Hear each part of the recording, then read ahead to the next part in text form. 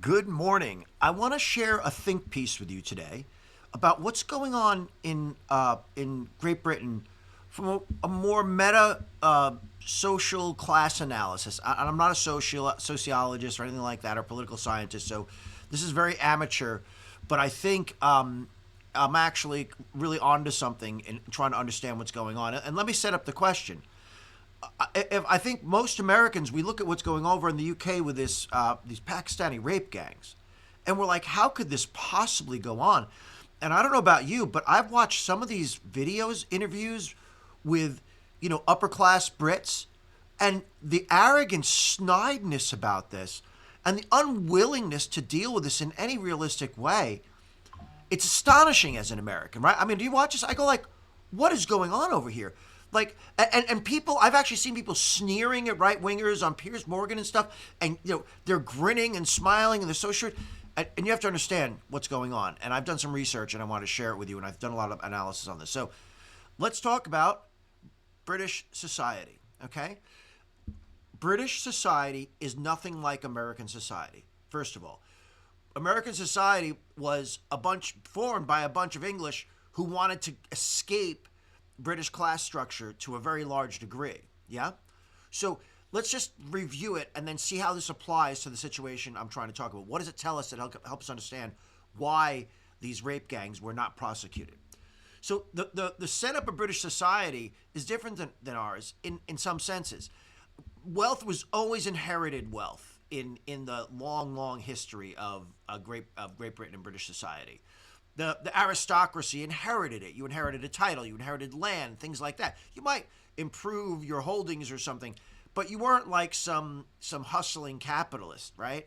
That was left for the next class of peoples: the factory owners, the merchants, the shipper, the doctors, the investors, the capital, like the bankers, right? They were the guys doing all this kind of commercial stuff, which in the United States, that would be our upper class, the corporate elite, the people who manage to make zillions doing what they're doing. We do have inherited wealth in the United States, and that's happening more and more as we become a wealthier country. But it was never connected to being an aristocrat the way it was, and having inherited titles and things like that. And I'm going to get into why that's important in a second. So let's go through this hierarchy. So the next class down are the people like who are the managers and the teachers at your school, and skilled workers, your plumber, your tradesman, your things like that. And then there's the poor city dwellers, the lumpen proletariat, as the left might have called them, the working class. And so what you have to get about the British upper class is this: they know they're better. Yeah. And then the upper middle class is so desperate to be like the upper class now that they ape their behaviors. And I don't have any academic basis for claiming this. Only basis I have is just I've spent a fair amount of time in the UK when I was younger on a lot of business trips, and I have a bunch of British guys who are my closest friends. Ran around with a lot of Brits in New York City, got to know these folks. And it's a mystery to Americans because, as the English like to say, we're two great nations separated by a common language. And notice the lie they shuttle in there. Britain hasn't been a great nation for a long time. Great Britain doesn't even have what we call a tier 1 military, according to our Defense Department, anymore. In other words, their ability to fight and sustain a fight is so limited that they're not a serious military force in the world. This is part of what's going on with Great Britain, by the way. The two upper classes here, right? The upper class, the upper middle class, the bourgeois, and the upper class are desperately trying to hold on to their privileges and how they see the world. Right, and this has been informed by progressivism, Marxism extremely, because as long as 100 years ago and more, the Marxists and progressive thought had infected British intellectual life extremely.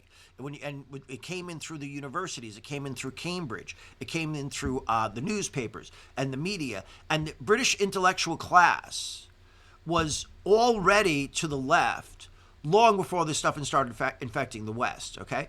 So what you have now, and when we talk about the left, I think people go, well, just communism and Marxism. What do we mean by the left?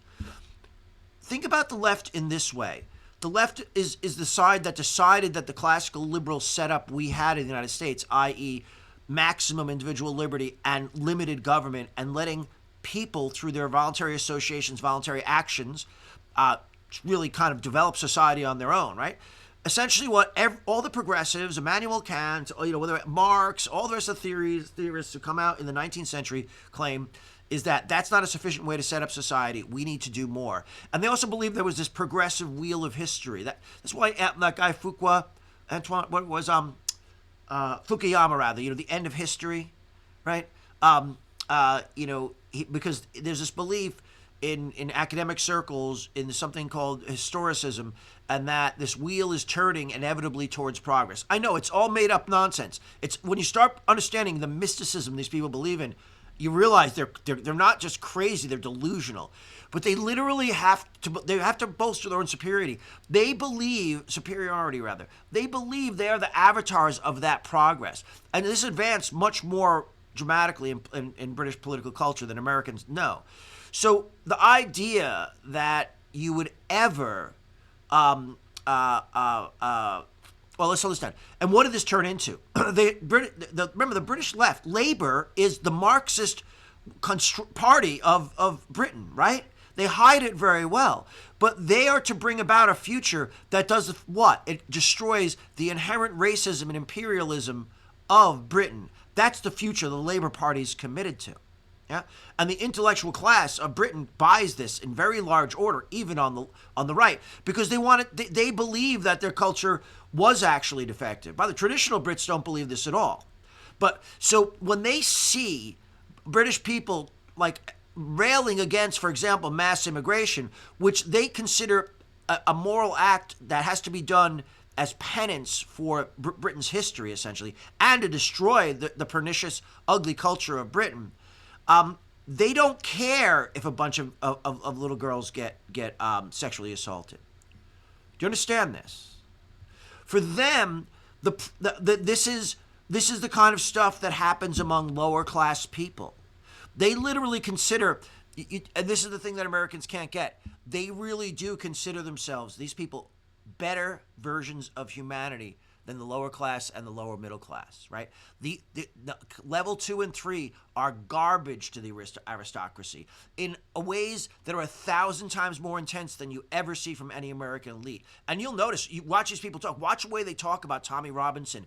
They are so glad he got jailed on contempt charges because they can call him a criminal now and he's locked up and he broke. It wasn't about that incident with the Syrian boy. It was about contempt of court. He lied. He libeled him. He's in jail. Listen to them, right? The viciousness freaks us out.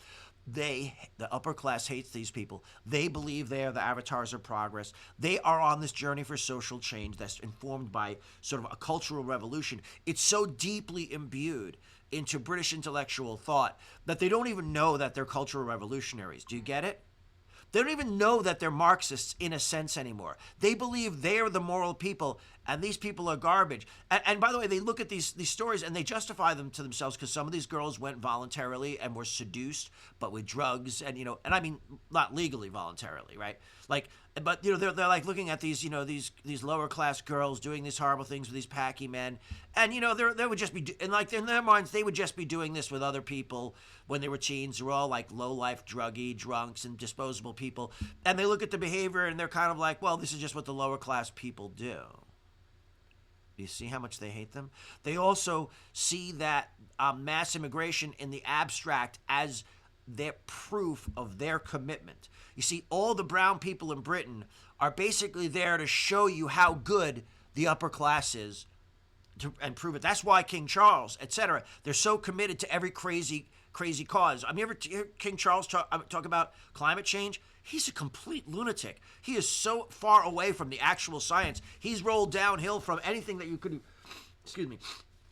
everyone knows this morning, anything you could consider reasonable. He's gotten away from. Why do they do that? Because they have to prove to everybody that they actually are morally better and they see things in a better, more clear way. And they are the moral avatars of British society. They could never process that they are wrong. Now, what happens on the left is politics always overcome reality. If LA doesn't show you that, if the Barack Obama and Biden administrations didn't teach you that their politics are more important than facts and reality and data, I don't know what to say to you. That's also going on here, that sort of smoking your own dope that goes on in leftist circles, right? Now, the problem is they don't look all like arrogant, they don't look like crazy revolutionary Antifa types. That's what really throws you off. The Marxists and the radicals in the UK, a lot of them are public school boys who come across like traditional British men who you would think would just be innately conservative. They're nothing like that. It's an entirely subverted society by the Marxists and by the left. Within like 100 years ago, this was already done, and a huge problem in Britain in terms of the subversion of the intellectual class of the British. So I think I'm going to stop here. I'm hoping this was helpful for you and gives you some sense of the class structure in Britain that generates this massive hatred and unwillingness to deal with these crimes. This is Glenn with War for the West, out. Have a great Saturday.